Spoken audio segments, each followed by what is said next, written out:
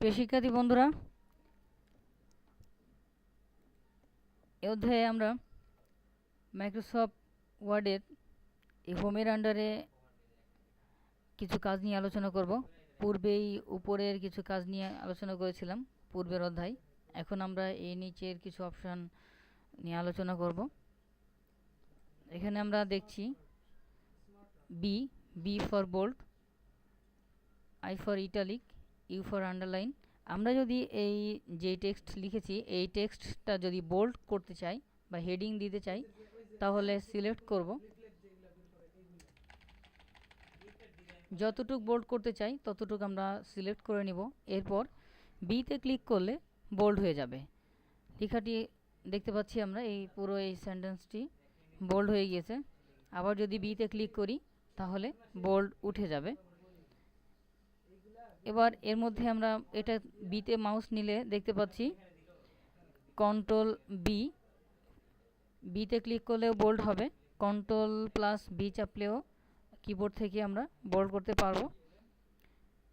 I for italic, অর্থাৎ লেখাটা যদি আমরা ইটালিক ফরম্যাটে করতে চাই বা ডান দিকে বাঁকা করে লিখতে চাই তাহলে আইতে ক্লিক করব। তাহলে আমরা দেখতে পাবো এখানে লেখাটি ইটালিক ফরম্যাটে হয়ে গেছে। আবার যদি আইতে ক্লিক করি তাহলে ইটালিক ফরম্যাটে উঠে নর্মাল হয়ে যাবে। এখানে আমরা মাউস নিলে দেখতে পাচ্ছি কন্ট্রোল প্লাস আই ব্র্যাকেটের মধ্যে দেওয়া আছে। কন্ট্রোল আই, কিবোর্ড থেকে কন্ট্রোল আই চাপলেও ইটালিক হবে। একবার ক্লিক করলে ফরম্যাটটা অন হবে, আবার ক্লিক করলে অফ হবে।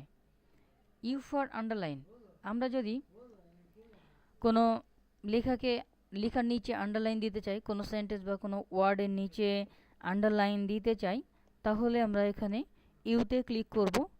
এখানে আমরা দেখতে পাচ্ছি ইউতে আন্ডারলাইন হয়ে গেছে।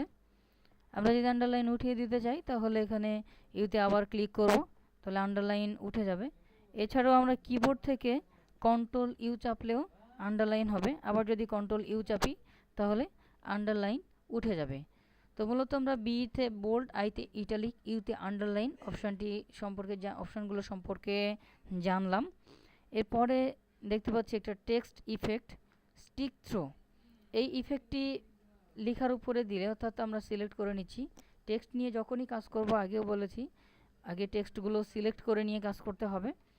সিলেক্ট করলাম, এরপরে যদি আমরা স্টিক থ্রোতে ক্লিক করি তাহলে এই লেখার মধ্য দিয়ে একটা কাটা ইফেক্ট আসবে। আমরা দেখতে পাচ্ছি মনে হচ্ছে লেখাগুলো কেটে দেওয়া হয়েছে, এরকম একটা ইফেক্ট। তো এটা আমাদের তেমন প্রয়োজন পড়ে না। আমরা এটাকে উঠিয়ে দেওয়ার জন্য আবার সিলেক্ট করে ওই যেখানে নিয়েছিলাম অপশানটি সেখানেই ক্লিক করলে আবার উঠে যাবে। এরপর আমরা এখানে সুপারস্ক্রিপ্ট নামে দুইটা অপশান দেখতে পাচ্ছি। এই দুটো অপশানের কাজ হচ্ছে যে অনেক সময় আমরা এরকম লিখে থাকি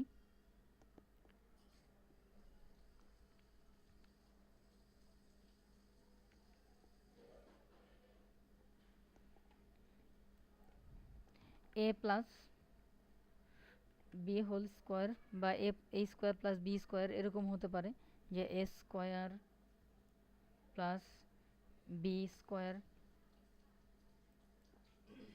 এরকমও হতে পারে ইকুয়াল। এছাড়া আরও যেমন এরকম কিছু লেখা থাকতে পারে H2O পানির সংকেত, CO2 carbon dioxide, H2SO4 sulphuric acid, এরকম কিছু মৌলের সংকেত বা এগুলো দেয়া থাকতে পারে। এই লেখাগুলো আমরা দেখলে বুঝতে পারবো। যেমন এখানে যদি আমরা পাওয়ার করতে চাই বা স্কোয়ার করতে চাই তাহলে এখানে আমরা দেখতে পাচ্ছি A2B2 হয়ে আছে। যদি এটাকে স্কোয়ার করতে চাই তাহলে আমাদেরকে এটা সিলেক্ট করে নিতে হবে যে এটা স্কোয়ার করতে চাই বা যেটা পাওয়ার হিসাবে রাখতে চাই। তাহলে সিলেক্ট করে এখান থেকে সুপারস্ক্রিপ্টে ক্লিক করব, তাহলে এটা পাওয়ার হয়ে যাবে। আবার যদি এমন হয় যে আমরা দুইটা একসাথে সিলেক্ট করব তাহলে আগে আমরা সিলেক্ট করে নিব। এভাবে সিলেক্ট করে নিয়ে একটা সিলেক্ট করে আরেকটাতে সিলেক্ট করতে গেলে আগেরটা ডিসিলেক্ট হয়ে যায়। সেক্ষেত্রে আমরা একটা সিলেক্ট করে নিয়ে পরেরটা কন্ট্রোল চেপে সিলেক্ট করব, তাহলে আর ডিসিলেক্ট হবে না। এই অবস্থায় যদি আমরা সুপারস্ক্রিপ্ট করি তাহলে এখানে আমরা দেখতে পাচ্ছি এটা পাওয়ার হয়ে গেছে বা স্কোয়ার হয়েছে। আবার H2O এটার টুটা বেজ হবে, তাহলে টুটাকে নিচে নামাতে চাইলে এভাবে টু, যেমন এখানেও কন্ট্রোল চেপে এটাও সিলেক্ট করে নিচ্ছি একসাথে করার জন্য, এগুলো সিলেক্ট করে নিচ্ছি। সিলেক্ট করে এবার আমরা সাবস্ক্রিপ্ট করব, তাহলে লেখাটা স্বাভাবিক লেখার চাইতে একটু নিচে নামবে বা বেজ হয়ে যাবে। তো আমরা এখানে ক্লিক করলে দেখতে পাচ্ছি চেঞ্জ এসেছে। তাহলে স্কোয়ার বা পাওয়ার করার জন্য আমরা সুপারস্ক্রিপ্ট এবং এর বেজ বা নিচে লেখার জন্য সাবস্ক্রিপ্ট কমান্ড ব্যবহার করেছিলাম। এখানে আরও কিছু টেক্সটের ইফেক্ট রয়েছে, আমরা দেখতে পাচ্ছি। লেখাগুলো সিলেক্ট করব যেই লেখার উপরে টেক্সট অ্যাপ্লাই করতে চাই। এরপর এখানে যে টেক্সট ইফেক্টের অপশানে ক্লিক করব, করে আমরা বিভিন্ন রকমের টেক্সটের ইফেক্ট এখানে লক্ষ্য করছি। মাউস নিয়ে যেই টেক্সটের উপরে ক্লিক করছি আমাদের প্রিভিউতে সে অনুযায়ী চেঞ্জ হয়ে যাচ্ছে, দেখতে পাচ্ছি।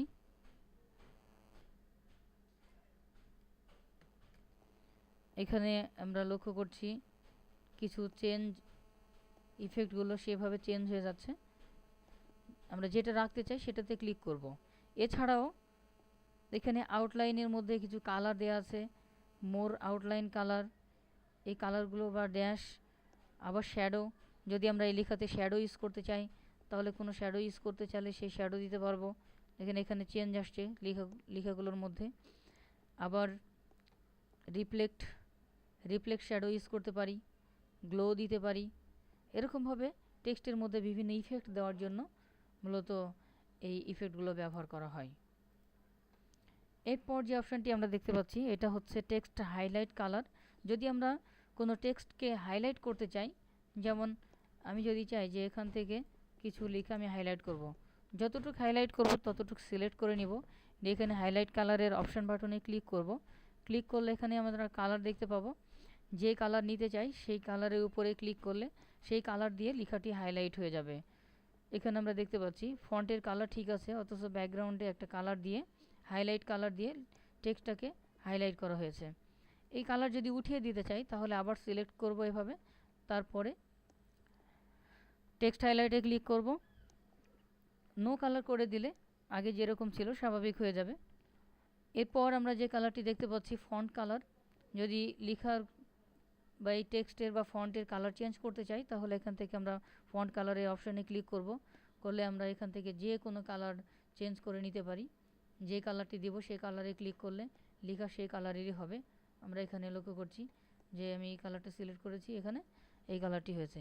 তবে আমরা যে কালার নিতে চাই সেই কালার এখান থেকে নিতে পারবো।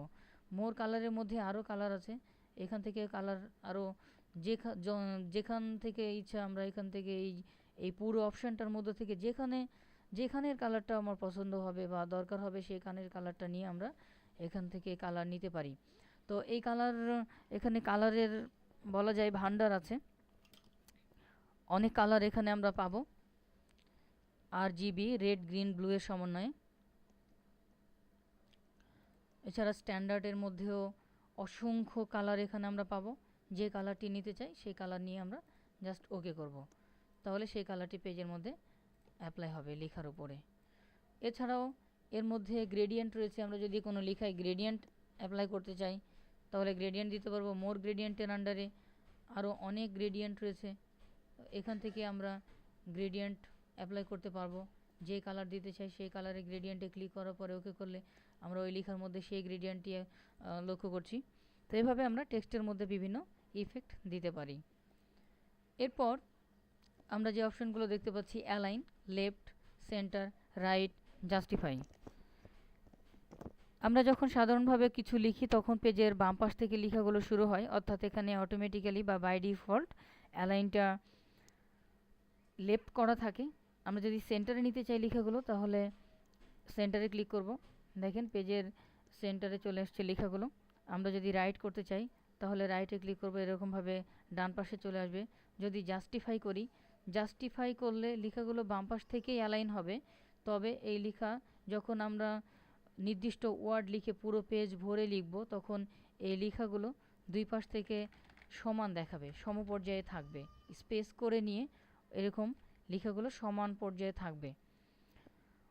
তো আমরা এখানে আবারও এটাকে লেফট অ্যালাইন করে রাখছি, যেটা বাই ডিফল্ট ছিল।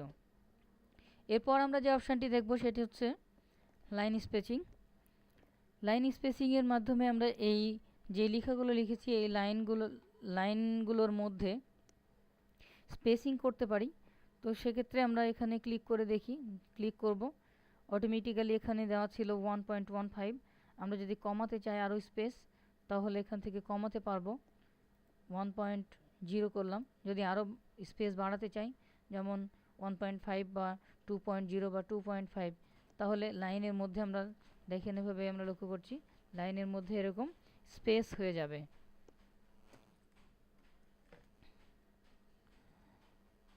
আবার যদি মনে করি যে আমরা কমিয়ে রাখবো, যেমন 1.0 সিঙ্গেল এটা রাখলাম। এরপর আমরা যে অপশানটি দেখব শেডিং। যদি আমরা এখানে আমরা টেক্সট হাইলাইট দেখেছিলাম, কিছুটা টেক্সট হাইলাইটের মতো, তবে একটু পার্থক্য আছে, পার্থক্যটুকু দেখব এখন আমরা। সিলেক্ট করে নিব, সিলেক্ট করার পর শেডিংয়ে ক্লিক করে এখান থেকে আমরা যে কোনো একটা শেডিং কালার ইউজ করতে পারি। যে শেডিং কালারটি দিব সেই শেডিং কালারটি এখানে অ্যাপ্লাই হবে। হাইলাইট এবং শেডিং কালারের মধ্যে পার্থক্য হচ্ছে আমরা যখন হাইলাইট করেছিলাম তখন শুধুমাত্র যতটুক লেখা ছিল ততটুকের উপরে হাইলাইট হয়েছিল, আর যখন আমরা শেডিং ব্যবহার করলাম এখন শেডিং দেওয়ার কারণে পুরো লাইনটাই কালার হয়েছে। তো আমরা এখানে যদি শুধুমাত্র লেখাটুকুকে হাইলাইট করতে চাই যে অতিরিক্ত কালার থাকবে না, তাহলে আমরা হাইলাইট কালার দিব। আর যদি শেডিং ইউজ করতে চাই তাহলে এরকমভাবে পুরো লাইনে কালার থাকবে। এখন যদি শেডিং উঠিয়ে দিতে চাই তাহলে সিলেক্ট করে নিয়ে আমরা এখানে শেডিং অপশানে ক্লিক করে আমরা যদি এখানে নো থিমস যে কালারগুলো আছে এখান থেকে আমরা যদি নো কালার করে দিই, এখান থেকে যে কোনো কালার নিতে পারবো। আর যদি নো কালার করে দিই তাহলে কোনো কালারই থাকবে না, আগের মতোই নর্মাল হয়ে যাবে। এরপরে যে অপশানটি আমরা দেখতে পাচ্ছি বর্ডার, বটম বর্ডার, এই এখান থেকে আমরা পেজের মধ্যে বর্ডার দিতে পারি। যেমন এখানে ক্লিক করছি, ক্লিক করে বর্ডার্স অ্যান্ড শেডিং অপশানে ক্লিক করব। তাহলে এখানে আমরা বর্ডার দেখতে পাচ্ছি। আমরা শুধু বর্ডার যদি ইউজ করি, এখান থেকে শুধু বর্ডার, বিভিন্ন স্টাইলের বর্ডার দেখতে পাচ্ছি। তাহলে এখানে যে কোনো একটা স্টাইলের বর্ডার সিলেক্ট করে যদি শুধু বর্ডার এখান থেকে আমরা বর্ডার সিলেক্ট করি, তাহলে যতটুক লেখা থাকবে শুধুমাত্র ততটুক লেখার উপরে বর্ডারটুকু হবে। তো আমাদের এইটা প্রয়োজন পড়ে না, আমাদের প্রয়োজন হয় যে আমরা পুরো পেজের মধ্যে বর্ডারটা দিব। তাহলে পেজ বর্ডার সিলেক্ট করব, এখানে বর্ডার্সটা নান করে দিলাম, এখানে পেজ বর্ডার্সে ক্লিক করছি। পেজ বর্ডার্স থেকেও আমরা এই স্টাইলগুলোর মধ্যে থেকে যে কোনো স্টাইলের বর্ডার সিলেক্ট করে নিতে পারি। আবার সেটা যে কালারে দিব, এখানে অটোমেটিক কালার আছে, যে কালারে নিতে চাই সেই কালার এখান থেকে ক্লিক করে এই কালারগুলোর মধ্যে থেকে যে কালার নিতে চাই একটা কালার আমরা সিলেক্ট করে দিব। দেন আমরা এটা পেজের মধ্যে দেখতে পাবো। ওকে করলে পেজের মধ্যে ওই কালারের বর্ডারটি দেখতে পাচ্ছি। এছাড়াও পেজ বর্ডার্স অ্যান্ড শেডিংয়ে গিয়ে আমরা যদি এই বর্ডার্সের কালার দিতে না চাই বা এই বর্ডার্সই আমরা রাখবো না, তাহলে এইটা নান করে দিলাম। নান করে দিয়ে ওকে করলে কোনো বর্ডার থাকবে না। আবার যদি এমন মনে হয় যে আমরা অনেক সময় দেখি যে সার্টিফিকেট, প্রশংসাপত্র বা মার্কশিটের যে বর্ডারগুলো দেয়া থাকে, অনেক চমৎকার বর্ডারগুলো দেয়া থাকে, এই বর্ডারগুলো আমরা এখান থেকে আর্ট এর আন্ডারে নিতে পারি। আর্ট বর্ডারগুলো এখানে দেখতে পাচ্ছি, এখানে নান লেখা আছে, অ্যারো চিহ্নতে ক্লিক করলে বিভিন্ন রকমের আর্ট বর্ডার আমরা দেখতে পাবো। তো এখান থেকে আমরা যে বর্ডারটি নিতে চাই, অনেক বর্ডার আছে, অসংখ্য বর্ডার আছে, যেটা নিতে চাই সে বর্ডারসে ক্লিক করব, করে ওকে করব, তাহলে এই বর্ডার্সটি আমরা পেজের মধ্যে দেখতে পাবো। এখানে আমরা এই বর্ডার্সটি যদি একটু উইথ বেশি মনে হচ্ছে, যদি আমরা আর একটু চিকন করে দিতে চাই বা উইথ কমিয়ে দিতে চাই, তাহলে আবার এখান থেকে বর্ডার্স অ্যান্ড শেডিংয়ে চলে যাব। বর্ডার শেডিংয়ে গিয়ে পেজ বর্ডার্সের আন্ডারে এখানে আমরা দেখতে পাচ্ছি উইথ 24 পিটি উঠিয়ে এখানে আমরা দুইটা বাটন দেখতে পাচ্ছি, নিচের বাটনের ক্লিক করলে মাইনাস হবে এক এক করে কমবে, উপরে বাটনে ক্লিক করলে বাড়বে। প্রিভিউতে আমরা বাড়া বা কমা লক্ষ্য করছি, যেমন আমি এখানে কমাতে চাইলে প্রিভিউতে কমে যাচ্ছে। সাপোজ আমি 10 রাখছি, দেন এটাকে ওকে করলে পেজের মধ্যে আমরা দেখতে পাচ্ছি এর উইথটা কমে গেছে। আবার যদি এমন মনে হয় যে আমরা কোনো বর্ডারই রাখবো না, তাহলে সেক্ষেত্রে বর্ডার্স অ্যান্ড শেডিংয়ে গিয়ে পেজ বর্ডার্সের নান করে দিয়ে দেন ওকে করব, তাহলে পেজের মধ্যে কোনো বর্ডার্সই থাকবে না। এরপর আমরা ডান পাশে যে অপশন টুলগুলো লক্ষ্য করছি, যেমন এখানে কিছু ফন্টের স্টাইল দেখতে পাচ্ছি, ফন্ট স্টাইল এগুলো। এটা হচ্ছে নর্মাল, যেটা আমরা সবসময় ব্যবহার করে থাকি। এইটা একটা স্টাইল, যে আমরা যে স্টাইলের উপর নিব প্রিভিউতে পেজের লেখাগুলো চেঞ্জ হচ্ছে আমরা দেখতে পাচ্ছি। এটাতে নিলাম, চেঞ্জ হচ্ছে, এটাতে নিলাম। এভাবে পর্যায়ক্রমে যেই ফন্টগুলো আমরা এখানে নিতে চাই, যে স্টাইলের, জাস্ট ক্লিক করলেই এখানে চেঞ্জ হয়ে যাবে।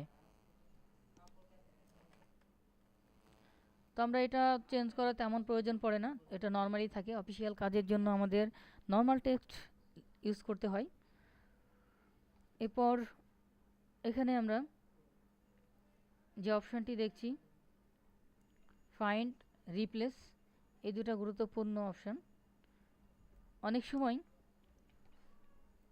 অনেকগুলো লেখার মধ্যে আমরা নির্দিষ্ট কোনো লেখাকে খুঁজে বের করার জন্য এই অপশানটি ব্যবহার করি। যেমন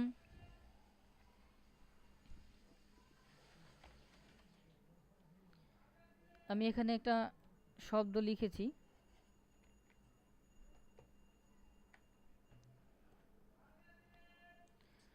এর প্রথমে কার্সারটা রাখছি। কার্সার যেখানেই থাকুক না কেন, আমরা এটা ফাইন্ড করলে যদি সেই শব্দটা ডকুমেন্টের মধ্যে থাকে তাহলে অবশ্যই ফাইন্ড করে দিবে। তো আমরা এরকম অনেক সময় হয় এমন যে অনেকগুলো পেজ লিখে ফেলেছি, এর মধ্যে আমি নির্দিষ্ট কোনো ওয়ার্ড বা সেন্টেন্স খুঁজে পাচ্ছি না। সেক্ষেত্রে আমরা ফাইন্ড করলে কোনো নাম যাই থাকুক না কেন ডকুমেন্টের মধ্যে, আমরা সার্চ করলে বা ফাইন্ড করলে খুঁজে পাবো। সেক্ষেত্রে আমরা এখানে ফাইন্ডে ক্লিক করব। ফাইন্ড থেকে ফাইন্ডে এসে এখানে আমরা ফাইন্ডে লিখে দিব যে শব্দটা খুঁজে বের করতে চাই, যেমন MAA।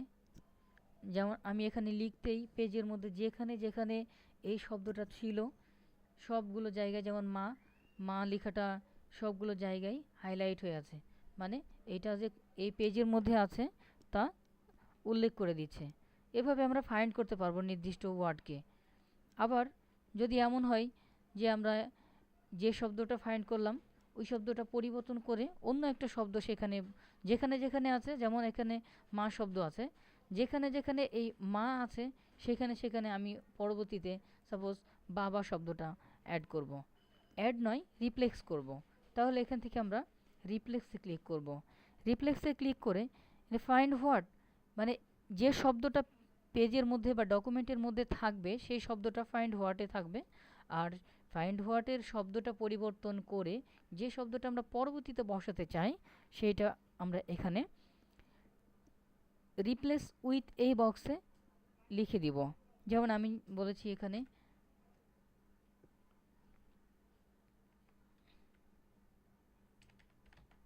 বাবা, মা এই শব্দের জায়গায় বাবা এটা হয়ে যাবে। সেক্ষেত্রে আমরা আগে একবার ফাইন্ড করে দেখব যে সেই শব্দটা এখানে আছে কি না। আমরা ফাইন্ড করে দেখছি যে হ্যাঁ, শব্দটা খুঁজে পেয়েছে। এবার যদি আমরা রিপ্লেক্স করি তাহলে যেখানে মা লেখা ছিল এখানে বাবা হয়ে গিয়েছে। আবার যদি রিপ্লেসে ক্লিক করি, পর্যায়ক্রমে এভাবে রিপ্লেসে ক্লিক করলে এক এক করে পরিবর্তন হতে থাকবে। আর রিপ্লেস অলে ক্লিক করলে অ্যাট এ টাইম পুরো ডকুমেন্টের মধ্যে যেখানে যেখানে মা শব্দটা আছে সেখানে সেখানে বাবা রিপ্লেস হয়ে যাবে। যেমন রিপ্লেসে ক্লিক করছি, রিপ্লেস অল, ওকে। এখন আমরা দেখতে পাচ্ছি মা শব্দটা উঠে গিয়ে যেখানে যেখানে মা শব্দটি ছিল সেখানে বাবা হয়ে গিয়েছে। এভাবে আমরা রিপ্লেস বা ফাইন্ড কমান্ড নিয়ে কাজ করতে পারি। ধন্যবাদ।